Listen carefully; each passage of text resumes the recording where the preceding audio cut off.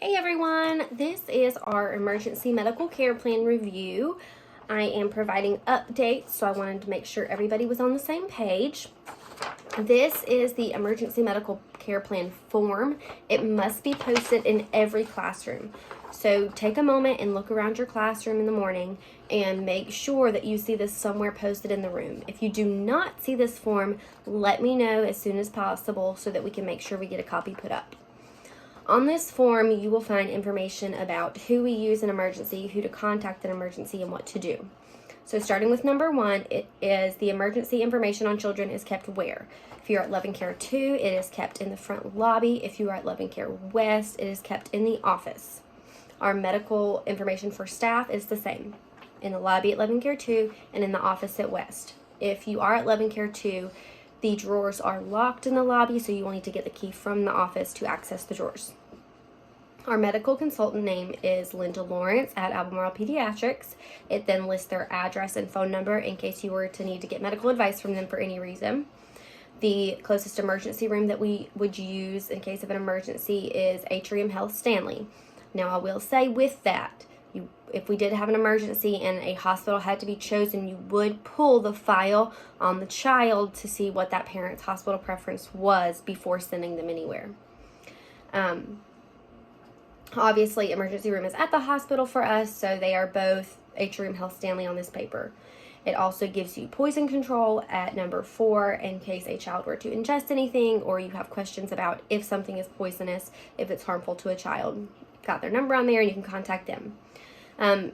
If for some reason 911 could not be used to transport in case of an emergency, myself and the assistant director at the center are able to transport them.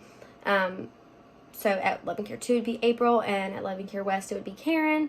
Our means of transportation is the daycare bus or van if a personal vehicle cannot be used. Number 6, person in center responsible for determining the degree of care needed. So at West, we had an incident one time where somebody jumped off a slide and refused to put pressure on their leg. Teachers called me to see what to do. That is exactly how that situation should be handled.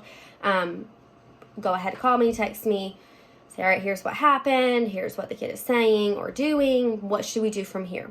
So in that situation, we obviously put ice on the child's knee, had them sit with their leg propped up, did not have them put any weight on their leg, immediately contacted the parents to see what they wanted to do. The parents were close enough that they just came right over, took them into the ER. In that situation particularly, the child had a broken leg. So it was great that it wasn't just, oh, just try to walk it off, buddy, or just sit down for a minute and see if you feel better. No, it was immediately handled. The parent was involved. That way they made the decision as to what type of care was needed from there. Person in the center responsible for giving first aid. I do have myself listed and the assistant directors. But that being said, if we are not available, any of you who are certified in first aid can take over, whether it's cleaning a wound, Band-Aid, that type of thing, ice pack. Anytime there's broken skin, make sure that wound is washed, whether it's a scratch on the leg, whether it's a bite. Anytime there's broken skin, the area does need to be washed before a Band-Aid, gauze, anything like that is applied. Same with CPR. It has me and the assistant directors down as person responsible for performing CPR, but obviously if we are not there, if something happens and CPR needs to be performed immediately, any staff member who is trained and certified, make sure you're certified and that it's up to date, any of those people can perform the CPR needed. Person in center responsible for contacting medical resource would be myself and the assistant directors if we had questions about anything medical. Person in center responsible for determining appropriate transportation, myself and assistant directors. Person responsible for accompanying ill/injured person for medical attention and ensuring that the signed authorization is taken with that person to the medical facility. So say we did have to transport a child due to an injury, we would need to make sure we took their file. We would need to make sure that the correct person is transporting them and that the correct person is accompanying them. So anybody who is certified could accompany. Obviously, it has myself and the assistant directors listed, but like I said, say we're both out of the center and a child has a head wound and pressure needs to be applied as they go to the hospital. Any staff member trained on the CPR program, first aid program, can step in and do that while the parent drives to the hospital. Person in center responsible for notifying the medical facility about the ill or injured child being transported for treatment. That has myself and the assistant directors listed. But again, if we are not there, if we're both out, and the parent is driving and you're holding pressure and need to talk to the doctors, that's fine. Let's see. 13, persons center responsible for notification of parents or emergency contact of illness or accident.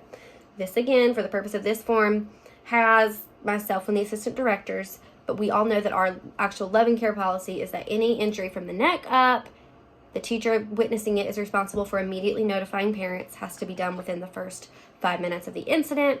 Some parents do prefer a text message, but if they do not respond within 5 minutes of that message being sent, you need to follow up with a phone call. Say mom and dad both don't answer, move on to the other people listed on their emergency contact sheet that you keep with you at all times. Keep calling until you get somebody to notify them of what happened.